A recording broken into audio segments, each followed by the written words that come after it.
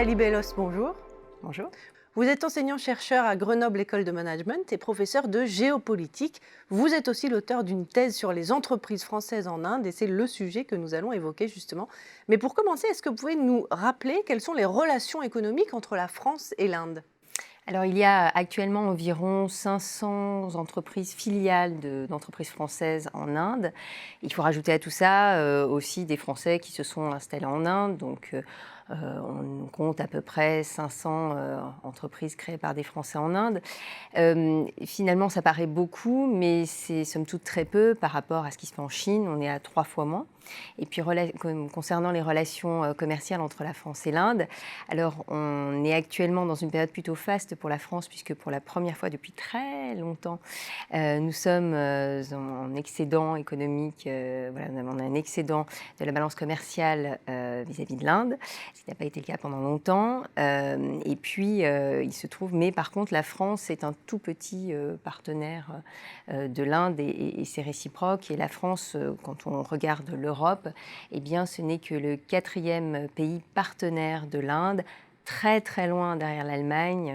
On multiplie par 2 les chiffres pour l'Allemagne et nous sommes même derrière la Belgique. Donc une situation qui fait que nos entreprises françaises se portent plutôt bien, mais nous sommes un très petit joueur sur le territoire. Alors, quid de la gestion des entreprises françaises en Inde ? Alors, sur la gestion des entreprises françaises, il faut dire qu'il y a une situation qui est un peu particulière pour l'Inde qui concerne le recrutement et l'emploi, qui, dans l'étude que j'ai faite, est absolument centrale parmi les interviews que j'ai pu rassembler. Les principaux problèmes qui sont évoqués par ceux qui gèrent les filiales françaises en Inde concernent le recrutement, le fait de former les personnes et surtout, dernier point et non des moindres, de les retenir.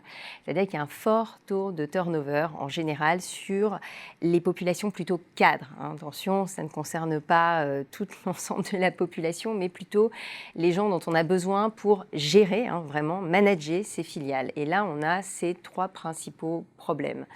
Alors après, il y a différentes façons de faire et de gérer. Certains ont du mal à comprendre, notamment quand on envoie des expatriés, ce qui se passe, puisque quand les gens viennent notamment des pays occidentaux, eh bien, nous n'avons pas du tout la même situation de l'emploi.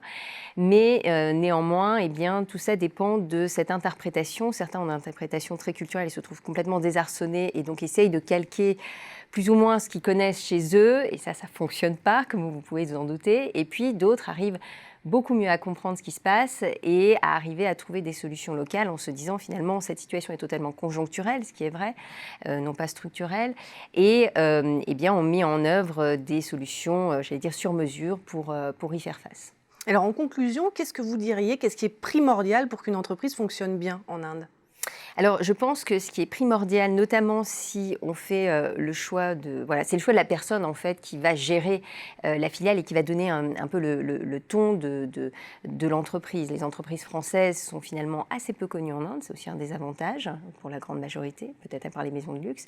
Mais le choix de la personne est primordial. Donc, si on fait le choix d'une personne dans laquelle ça va être difficile à recruter, puisque ce sont des profils qui sont très recherchés, et si on fait le choix d'un expatrié, eh bien, il faut vraiment le former avant. C'est le message, je pense qu'il faut faire passer parce que c'est un marché complexe, difficile, mais tellement porteur pour autant. Merci beaucoup Nathalie Bellos pour cet éclairage. Merci à vous.